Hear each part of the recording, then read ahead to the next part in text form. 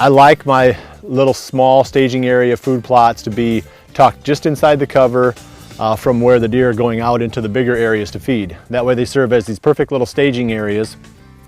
Poor man plot, anywhere up to ½ an acre. That'd be a pretty big one, but this one's probably about ¼ acre, which is ideal.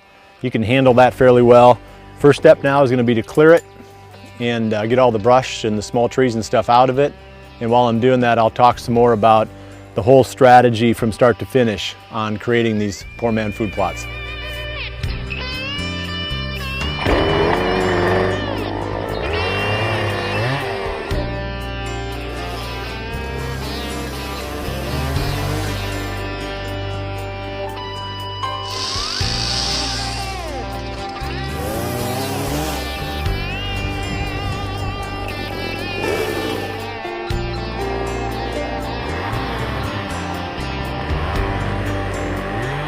Basically all I'm doing in this stage with the chainsaw is taking out the stuff that's really too big to burn down.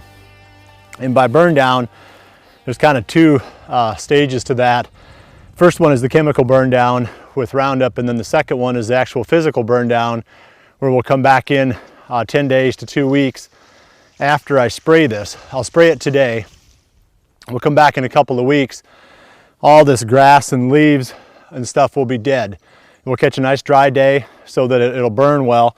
We'll just start a little small fire and we'll just burn all this stuff right off. So you don't have to necessarily clean every little thing out, but there's some things here that are too big to burn. I mean, that tree, you know, it's got to go, that one. I mean, there's probably, I don't know, 50 more little trees in this ¼ acre that have to go out.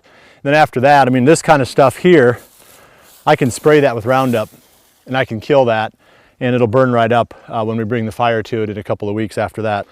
Well, that's the general strategy on this stage. I'm going to keep cutting some of these down.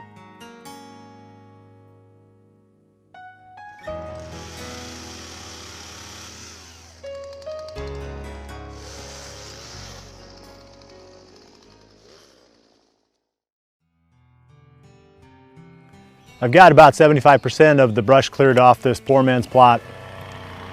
I've got this edge right here leading down into this little corner to clean up. And then I'm gonna move on to the next stage. So let's talk about right now what the stages are for the poor man plot. Obviously location, we've talked about that a couple of times.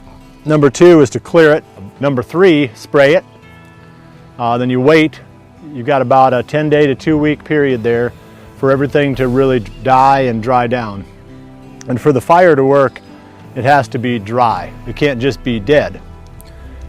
A lot of times that Roundup will do a nice enough job of killing within a few days that if you were going to till it up, you could till it up a little bit early without the plant, you know, having gone through that whole cycle and turning brown. But when you're burning it with fire, you've got to get it all the way brown. So you're looking at a couple of weeks.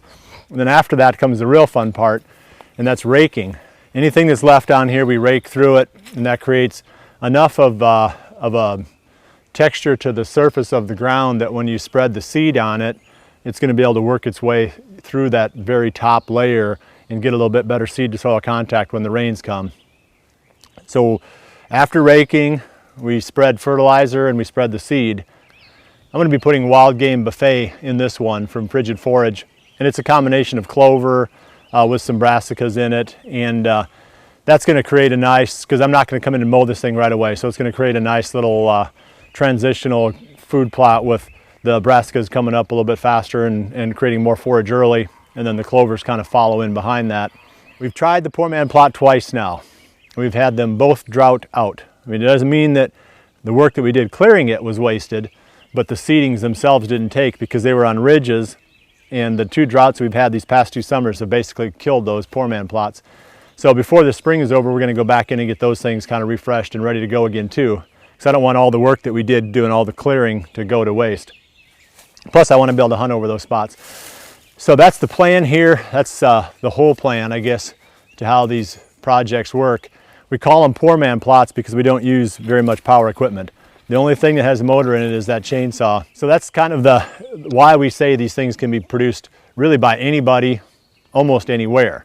Obviously you got to have a little small clearing to start with, but you know, if I can do this being 50 years old and stumbling around out here, I'm pretty sure that you can do it too. And they're not that expensive. It's something that's really going to improve your hunting area.